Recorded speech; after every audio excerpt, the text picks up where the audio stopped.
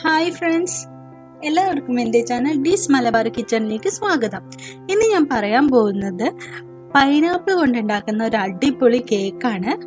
അപ്പം എങ്ങനെ ഉണ്ടാക്കാൻ നോക്കാം.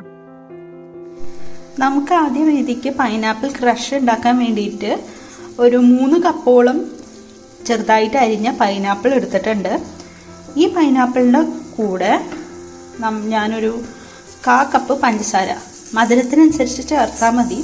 ഞാനിവിടെ ഒരു 1/4 കപ്പ് പൊടിക്കാത്ത പഞ്ചസാരയാണ്, സാധാ പഞ്ചസാരയാണ്. അതിട്ടിട്ട് ഒന്ന് വേവിച്ചെടുക്കുന്നുണ്ട്. സിമ്മിലിട്ടിട്ട് വേണം നമ്മളിത് തിളപ്പിച്ചെടുക്കാൻ. ഇതിലുള്ള വെള്ളം പൈനാപ്പിളിൽ തന്നെ ഊറി വന്ന വെള്ളമാണ്, ഞാൻ അഡീഷണലി ഒന്നും ചേർത്തിട്ടില്ല.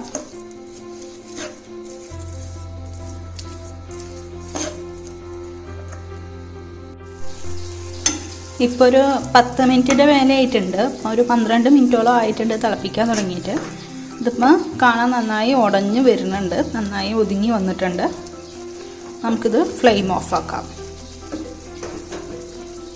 നമ്മൾ പൈനാപ്പിൾ വേവിച്ചതിൻ്റെ വെള്ളം മാറ്റിയിട്ടും അതേപോലെ തന്നെ അതിൻ്റെ പൈനാപ്പിൾ മാത്രമായിട്ടും മാറ്റി എടുത്തിട്ടുണ്ട്, ഊറ്റി എടുത്തിട്ടുണ്ട്. ഈ വെള്ളം ഇനി നമുക്ക് കേക്ക് ഉണ്ടാക്കുമ്പോൾ ഷുഗർ സിറപ്പിന് പകരം ഇത് ഉപയോഗിക്കാം. ഇത് മാറ്റി വയ്ക്കാം. നമുക്ക് ഇനി ഈ പൈനാപ്പിൾ നമുക്കിതൊന്ന് മിക്സിയിൽ അരച്ചെടുക്കണം. നന്നായിട്ട് ഫൈനായിട്ട് അരച്ചെടുക്കുക. നമ്മളിപ്പോൾ ഓൾറെഡി പ്രിപ്പയർ ചെയ്ത് വെച്ചേക്കുന്ന പൈനാപ്പിൾ ക്രഷ് നമ്മൾ ഒരു 3 ടേബിൾ സ്പൂൺ പൈനാപ്പിൾ ക്രഷ് എടുത്തിട്ട് അരിച്ച് വെച്ചേക്കുന്നതാണ് ഇത്. ഇതിലേക്ക് നമ്മൾ ഒരു 2 ടേബിൾ സ്പൂൺ കോൺഫ്ലവർ, 2 ടേബിൾ സ്പൂൺ വെള്ളമായി ചേർത്തിട്ടുള്ള സൊല്യൂഷൻ നമുക്കിതിലോട്ട് ഒഴിച്ചിട്ട് നന്നായിട്ടൊന്ന് ഇളക്കി യോജിപ്പിക്കാം. ഇനി നമുക്കിത് ലോ ഫ്ലെയിമിലിട്ടിട്ടൊന്ന് ചൂടാക്കിയെടുക്കുക. ഒരു 10 മിനിറ്റ് നേരം ഇതൊന്ന് ചൂടാക്കിയെടുക്കുക. ഇതിപ്പോൾ നമ്മൾ പൈനാപ്പിൾ ഗ്ലേസ് ഉണ്ടാക്കാൻ വേണ്ടിയിട്ടാണ് ഇങ്ങനെ ചെയ്യുന്നത്. ഒരു 10 മിനിറ്റ് ആകുമ്പോഴേക്ക് കറക്റ്റ് കൺസിസ്റ്റൻസിയിൽ റെഡിയായി വരും. ലോ ഫ്ലെയിമിലിട്ടിട്ട് വേണം ഇതിങ്ങനെ ചെയ്യാൻ. നിങ്ങൾക്ക് ആവശ്യമുണ്ടെങ്കിൽ യെല്ലോ കളറും കൂടെ ഇതിൻ്റെ കൂടെ ചേർക്കാവുന്നതാണ്. ഞാനിപ്പോൾ ചേർക്കുന്നില്ല. കളർ ചേർക്കാതെ തന്നെ അതിനൊരു ചെറിയ യെല്ലോ കളർ ഉണ്ടായിരിക്കും. ആവശ്യമുണ്ടെങ്കിൽ യെല്ലോ കളർ കൂടെ ചേർത്തിട്ട് തിളപ്പിക്കാവുന്നേ ഉള്ളൂ. നമ്മളെ പൈനാപ്പിൾ ഗ്ലേസ് റെഡിയായി വന്നിട്ടുണ്ട്. ഈ ഒരു കൺസിസ്റ്റൻസിയിൽ വേണം ഇത് റെഡിയാക്കി എടുക്കാൻ. ഇതിരിക്കുമ്പോൾ ഒന്നും കൂടി ഒന്ന് മുറുകുന്നതാണ്. അപ്പോൾ ഇനി ഫ്ലെയിം ഓഫാക്കി നമുക്കിത് തണുപ്പിക്കാൻ വയ്ക്കും. ഇനി നമുക്ക് ഇതിലോട്ട് ഡ്രൈ ഇൻഗ്രീഡിയൻസ് എല്ലാം ആഡ് ചെയ്ത് കൊടുക്കണം. അതിന് വേണ്ടിയിട്ട് ഞാൻ 1/2 കപ്പ് മൈദ എടുക്കുന്നുണ്ട്.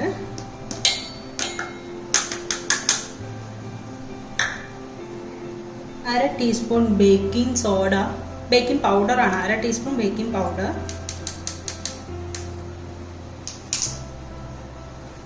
1/4 ടീസ്പൂൺ ബേക്കിംഗ് സോഡ. ഇത് നമുക്ക് നന്നായിട്ടൊന്ന് മിക്സ് ചെയ്ത് കൊടുക്കാം.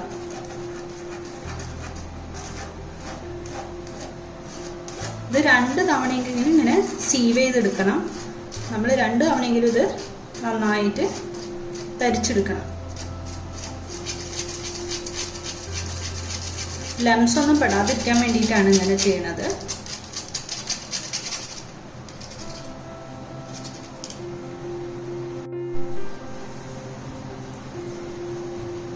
നമ്മളിപ്പോൾ ഇതിക്ക് 2 മുട്ട പൊട്ടിച്ച് ഒഴിച്ചിട്ടുണ്ട്. ബേറ്റർ പ്രിപ്പയർ ചെയ്യാൻ വേണ്ടിയിട്ടാണ്. നമുക്കിതൊന്ന് ബീറ്റ് ചെയ്തെടുക്കാം.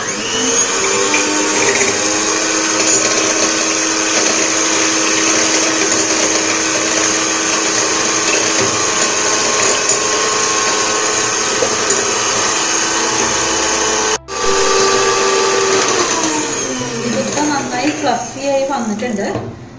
ഇനി നമുക്കിതിക്ക് 1/2 ടീസ്പൂൺ വാനില എസൻസ് ചേർക്കാം. വാനില എസൻസ് ചേർത്തിട്ട് ഒരു മിനിമം ഒരു മിനിറ്റ് എങ്കിലും നന്നായിട്ട് ബീറ്റ് ചെയ്തെടുക്കണം. അപ്പം മുട്ടേൻ്റെ മണ്ണൊക്കെ വരുവാണെങ്കിൽ അതൊക്കെയാണ് മാറിക്കിട്ടും.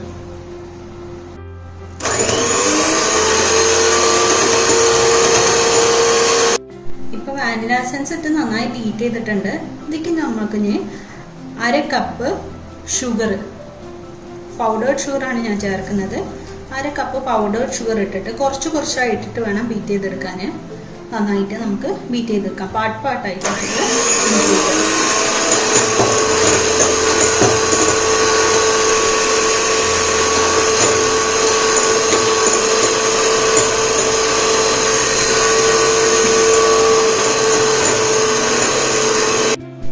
ഇനി നമുക്ക് ഇതിലേക്ക് 1/4 കപ്പ് സൺഫ്ലവർ ഓയിൽ ചേർത്ത് കൊടുക്കാം. എന്നിട്ട് ഇത് നന്നായിട്ട് ബീറ്റ് ചെയ്തെടുക്കാം.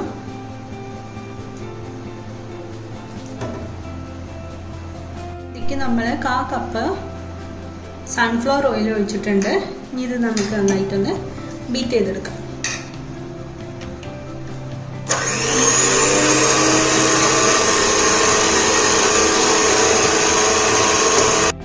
ഇനി നമുക്കിതിലേക്ക് 2 ടേബിൾ സ്പൂൺ പൈനാപ്പിൾ ക്രഷ് നമ്മൾ ഓൾറെഡി എടുത്ത് മാറ്റി വെച്ചതാണ്. അത് ഇതിലേക്ക് ചേർത്തിട്ട് ഒന്ന് ബീറ്റ് ചെയ്ത് കൊടുക്കാം.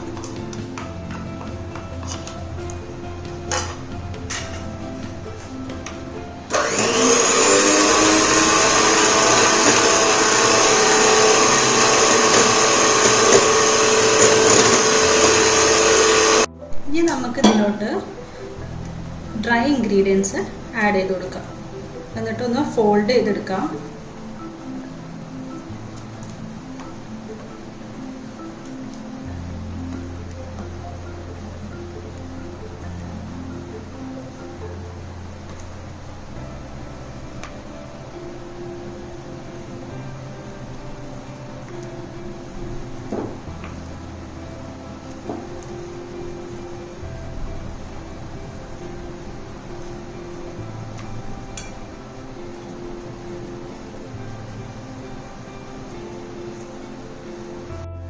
നമ്മൾ ബേറ്റർ കേക്ക് ട്രേക്ക് ഒഴിച്ചിട്ടുണ്ട്. അത് നന്നായിട്ടൊന്ന് തട്ടി കൊടുക്കാം. ഇനി ഇത് നമുക്ക് ബേക്ക് ചെയ്തെടുക്കാം. നമുക്കിനി ഫ്രോസ്റ്റിംഗ് ഉണ്ടാക്കാൻ വേണ്ടിയിട്ട് 1 കപ്പ് വിപ്പിംഗ് ക്രീം ഞാനിവിടെ എടുത്തിട്ടുണ്ട്.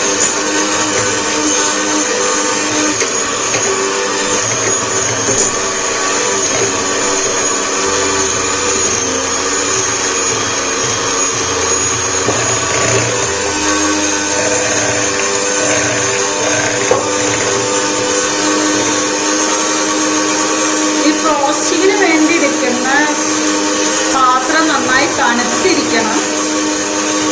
അതിൽ വെള്ളത്തിൻ്റെ അംശമൊന്നും പാടില്ല. ഫ്രിഡ്ജിൽ വെച്ച് തണുപ്പിച്ചിട്ട് അതൊന്ന് കുറച്ചതിന് ശേഷം വേണം വിപ്പിംഗ് ക്രീം ബീറ്റ് ചെയ്തെടുക്കാൻ.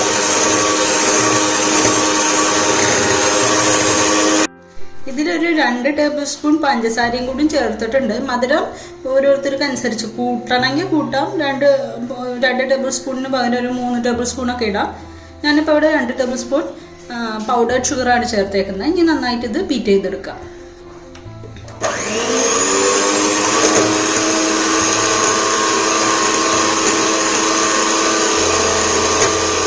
നമ്മൾ ഫ്രോസ്റ്റിംഗ് റെഡി ആയിട്ടുണ്ട്. നല്ല സ്റ്റിഫ് പീക്സ് വരുന്നുണ്ട്. ഇനി നമുക്കിതെടുത്ത് ഫ്രിഡ്ജിൽ വെക്കാം. ഒരു 10 മിനിറ്റ് നേരം ഫ്രിഡ്ജിൽ വെക്കാം. നമുക്കിനി കേക്ക് സെറ്റ് ചെയ്തെടുക്കാം.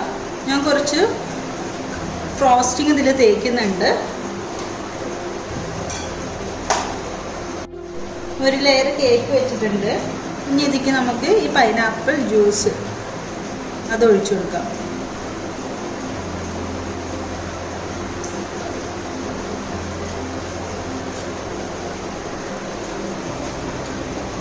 ഇതിലേക്ക് നമുക്ക് ഫ്രോസ്റ്റിംഗ് കുറച്ച് തേച്ച് കൊടുക്കാം.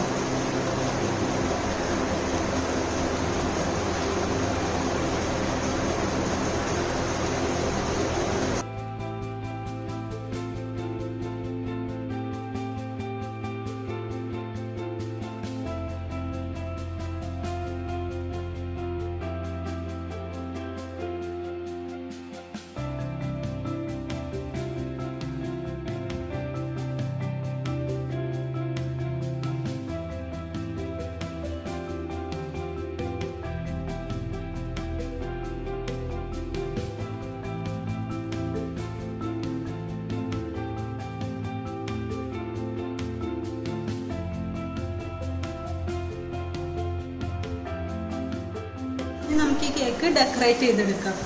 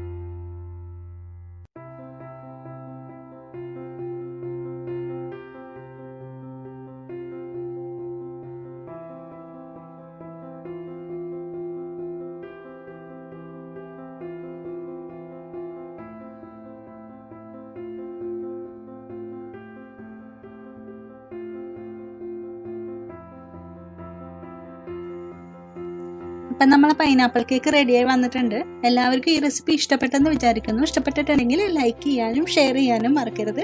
അതുപോലെ തന്നെ അഭിപ്രായങ്ങൾ കമൻറ്റ് ചെയ്യാനും മറക്കരുത്.